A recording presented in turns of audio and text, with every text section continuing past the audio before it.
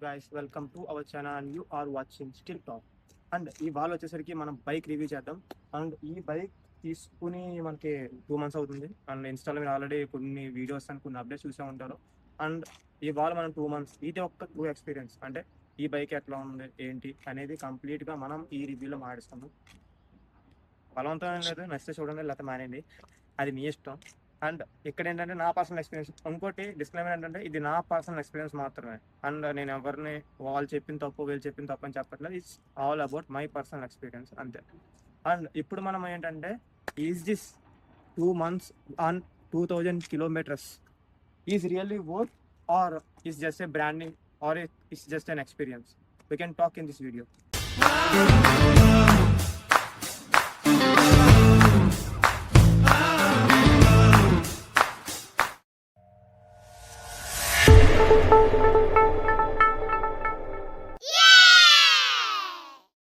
And ఇప్పుడు మనం దీని ఇంజన్ గురించి మాట్లాడుకున్నాం. ప్రతి బైక్కి ఇంజన్ అనేది హాట్ అనమాట. సో ఇప్పుడు దీని గురించి మాట్లాడుకుంటే ఇది 398cc engine, liquid cooled and single cylinder 4 valve DOHC engine. ఈ DOHC అనేది మన నెక్స్ట్ వీడియోస్లో మనం కవర్ చేద్దాం. ఇంజన్ ఏంటి, DOHC ఏంటి, మొత్తం ఏంటి అని.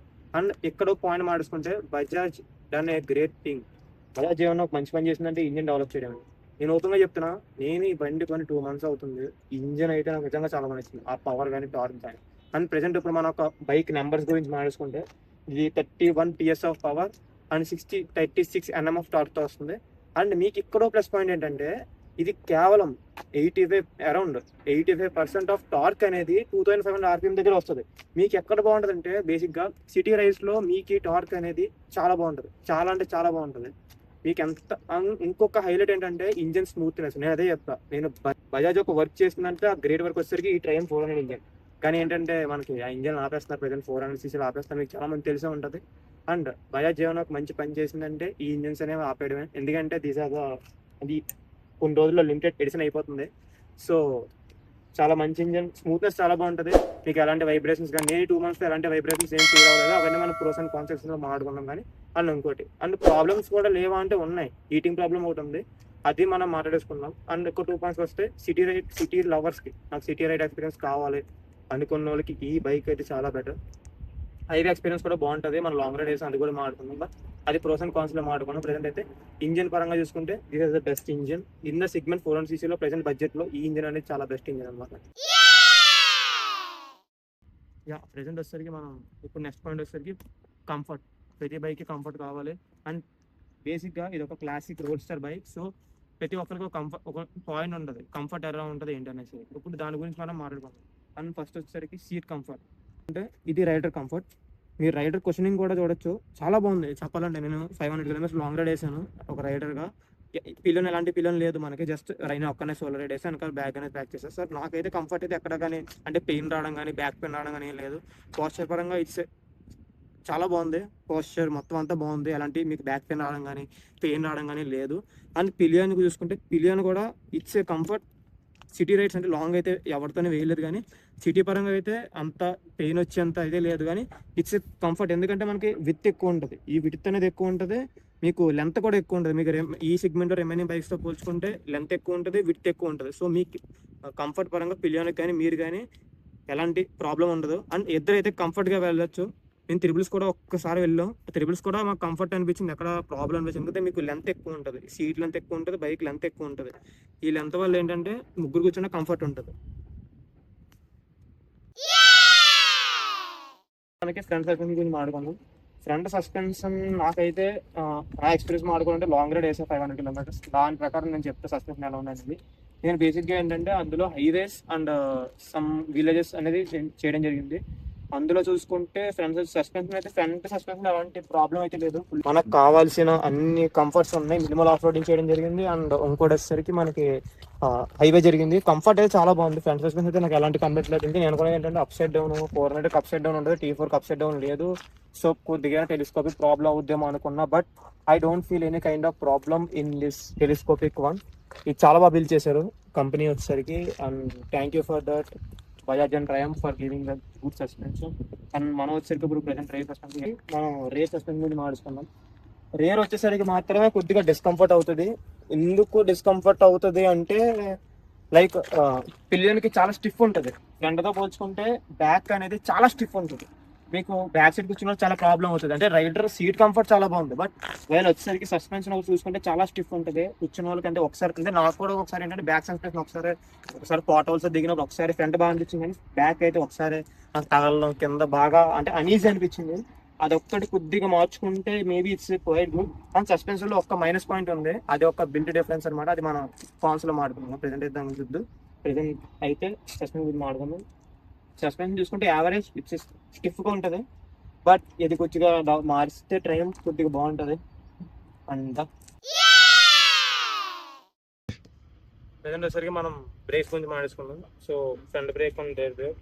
ఆ బ్రేకింగ్ విషయానికి వస్తే ఫ్రంట్ వచ్చేసరికి 300 mm ఆఫ్ డిస్క్ ఉంటుంది and 2 piston by break calibre వస్తుంది. అండ్ ఫ్రంట్ బ్రేకింగ్ చూసుకుంటే నిజం చెప్తున్నాను, నాకు ఈ బైక్లో నచ్చింది ఫ్రంట్ బ్రేకింగ్ అనేది. ఫ్రంట్ బ్రేకింగ్ అనేది చాలా బాగుంటుంది. మీకు కాన్ఫిడెన్స్ ఎలా ఉంటుంది అంటే, మీకు ఫ్రంట్ బ్రేక్ అయితే ప్రెస్ చేసిన వెంటనే ఆ బ్రేక్ అలా అప్లై అయిపోతుంది. సో మీకు ఫ్రంట్ బ్రేక్లో ఎలాంటి ప్రాబ్లం ఉంటుంది. అండ్ వైల్ ఇప్పుడు చూసుకుంటే మనం రేర్ బ్రేకింగ్ అనుకున్నాం. రేర్ బ్రేక్ వచ్చేసరికి 230 mm of disc and single piston by brake క్యాలిబర్తో వస్తుంది. అండ్ చూసుకుంటే బోత్ సైడ్ మనకి ఏముంటుంది, డ్యూయల్ ఛానల్ ఏబిఎస్ అనేది ఉంటుంది.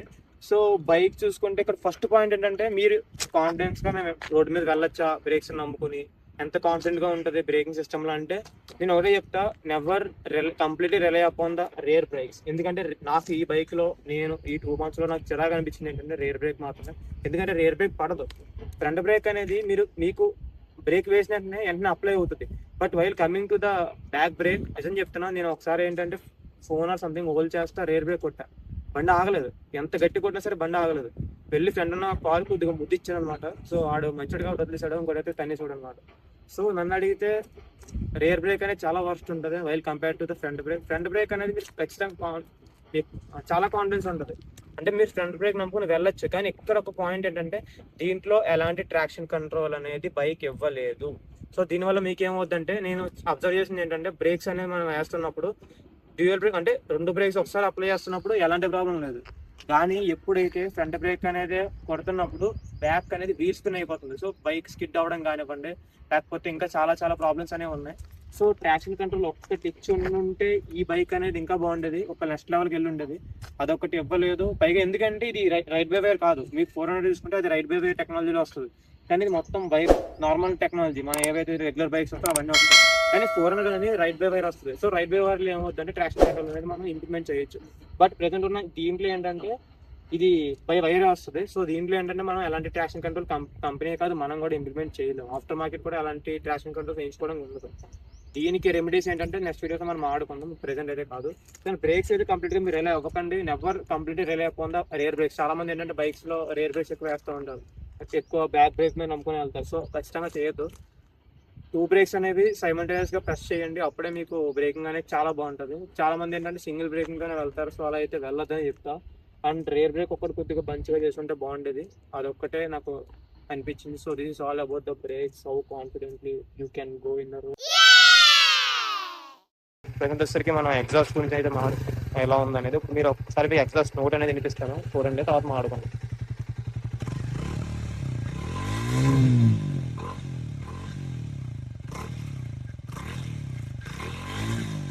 సో ఎగ్జాస్ట్ పరంగా చూసుకుంటే మనకేంటంటే ఇది ఓకే అని చెప్తా. అంటే it's not as punchier than speed 400, but 400 T4లో అయితే ఇట్స్ వెరీ గుడ్.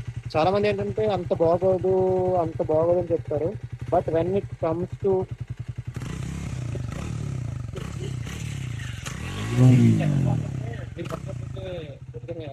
ట్రాఫిక్లో ఉంటారో కోల్డ్ స్టార్ట్ అప్పుడు సౌండ్ చాలా బాగా అనిపిస్తుంది మీకు. బట్ ఇంజిన్ మీకు ఎగ్జాస్ట్ పరంగా చాలా బాగుంటుంది. మీకు ఎక్స్పీరియన్స్ అనేది మీకు వెళ్ళిపోతే లోపల సౌండ్ వస్తుంది, ట్రాఫిక్లో కూడా సౌండ్ అనేది బాగానే వస్తుంది. సో ఎగ్జాస్ట్లో ఎలాంటి ప్రాబ్లం లేదు, సౌండ్ బాగుంటుంది.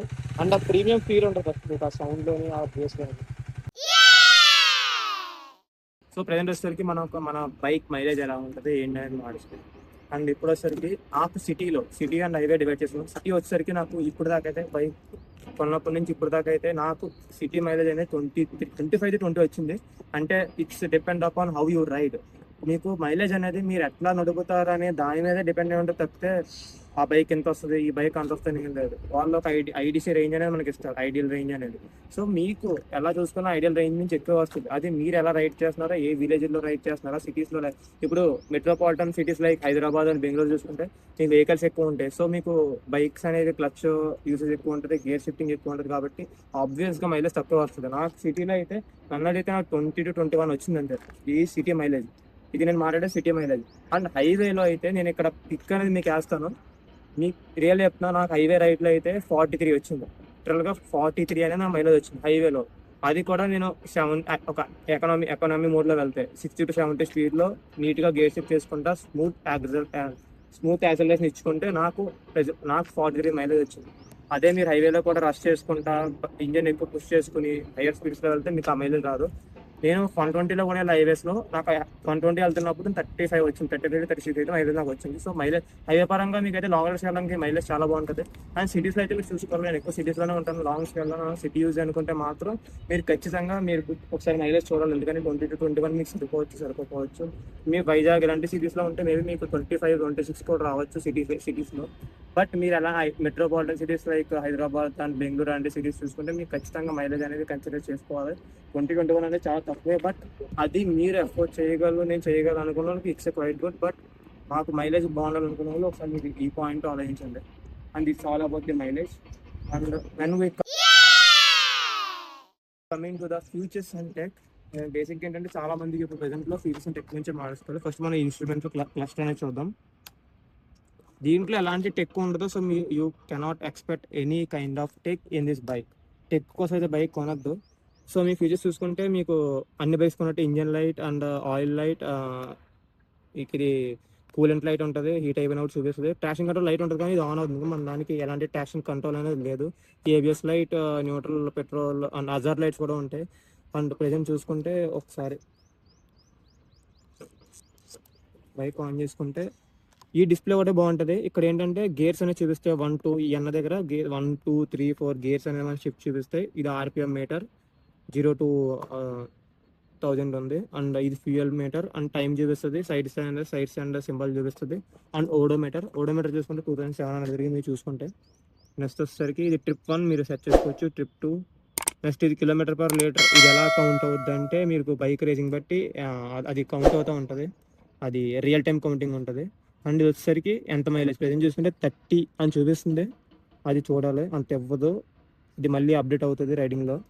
నెక్స్ట్ వచ్చేసరికి మనకి ఎంత రేంజ్ 150, అంటే ఇప్పుడున్న పెట్రోల్కి 150 రేంజ్ వెళ్ళొచ్చు అని చూపిస్తుంది. నెక్స్ట్ సెట్టింగ్స్లో చూసుకుంటే క్లాక్ మార్చుకోవచ్చు, యూనిట్స్ మెట్రిక్ మార్చుకోవచ్చు. నెక్స్ట్ మళ్ళీ సెట్టింగ్ వెళ్ళిపోయింది, బ్యాక్ వచ్చింది, ఆ రెండే మనం చేంజ్ చేసుకోవచ్చు. So this is all about instrument cluster. And మీరు చూసుకుంటే ఇక్కడ యూఎస్బీ ఛార్జింగ్ కూడా ఇచ్చారు, యూఎస్బీ ఛార్జింగ్ కూడా ఇచ్చే type C charging, which is very good. ఎందుకంటే ప్రజెంట్ వచ్చేసరికి type C to type C A వస్తున్నాయి. సో ఇది ఫాస్ట్ ఛార్జింగ్ సపోర్ట్ ఉంటుంది, ఇది నార్మల్ ఛార్జర్ అయితే కాదు, మీకు ఫాస్ట్ ఛార్జింగ్ సపోర్ట్ అయితే ఖచ్చితంగా ఉంటుంది. నేను ఐఫోన్ ఛార్జింగ్ కూడా నాకు చాలా బాగా అవుతుంది, 25 hours అలా ఛార్జ్ అవుతుంది. సో మీ ఛార్జింగ్ కూడా అంటే ప్రాబ్లం ఉండదు. అండ్ ఇప్పుడు ఏం చూసుకుంటే ఇప్పుడు ఈ స్విచెస్ గురించి మాట్లాడుకున్నాం. ఈ స్విచెస్ చూసుకుంటే ఇది వచ్చేసరికి హై బీమ్, లో బీమ్ అండ్ పాస్, ఇవి స్విచెస్ ఉంటాయి. దీనికి 4 సెట్టింగ్స్ ఉంటాయి. హై బీమ్ అండ్ లో బీమ్ ఉంటుంది అండ్ పాస్ స్విచ్ ఉంటుంది. అండ్ నెక్స్ట్ ఇది 2 kind of లైట్స్ ఉంటాయి దీనికి. అండ్ ఇంకోటి ఇదే మనం ఏవైతే ఇన్స్ట్రుమెంట్లు క్లస్టర్కి మార్చుకునే ఉంటాయి అవన్నీ దీంతో చేసుకుంటాం. ఇది left indicator, right and left indicators. And ఇది అండ్ ఇవి వచ్చేసరికి engine on off. And this is the hazard on చేసినప్పుడు 2 లైట్లు వెళ్తే మీకు దీని గురించి ఐడియా ఉంటుంది. అజార్డ్ ఇదేమో ఇంజిన్ ఆన్ స్విచ్ అనమాట. So this is the buttons and this is the instrument cluster, అట్లా ఉంటుంది ఏంటనేది. అండ్ ఇదే మన ఫ్యూచర్ టెక్ గురించి మాట్లాడి, టెక్ అయితే మీకు ఎట్లాంటి టెక్ అనేది మీరు దీంట్లో ఎక్స్పెక్ట్ చేయవద్దు, మీకు ఇందులో ఎలాంటి టెక్ ఉండదు. అండ్ ఇంకోటి చెప్తున్నా, ఎలక్ట్రానిక్స్ ఇందులో ఇంకో పాయింట్ ఏంటంటే ఎలక్ట్రానిక్స్ చాలా ఎక్కువ ఉంటాయి. అంటే ఇంజిన్లో స్టాల్ అయ్యావు కానీ మీ గేర్స్ అప్పుడు ఈజీగా బైక్ అనేది షట్ డౌన్ అయిపోతూ ఉంటుంది. మీకు అది ఒక ప్రాబ్లం అయితే ఉంటుంది, ఇది ప్రాబ్లం అని చెప్పను, ఏమైనా చెప్పను, but it's a quite good. బాగుంది, ఎలక్ట్రానిక్స్ చాలా బాగున్నాయి. మీకు ఏవైతే ట్రయంపులో ఉంటాయో ఆ కైండ్ ఆఫ్ ఎలక్ట్రానిక్స్ అనేది దీంట్లో ఇచ్చాడు. సో అదొకటి నాకు బాగా నచ్చింది. This all about the futures అంటే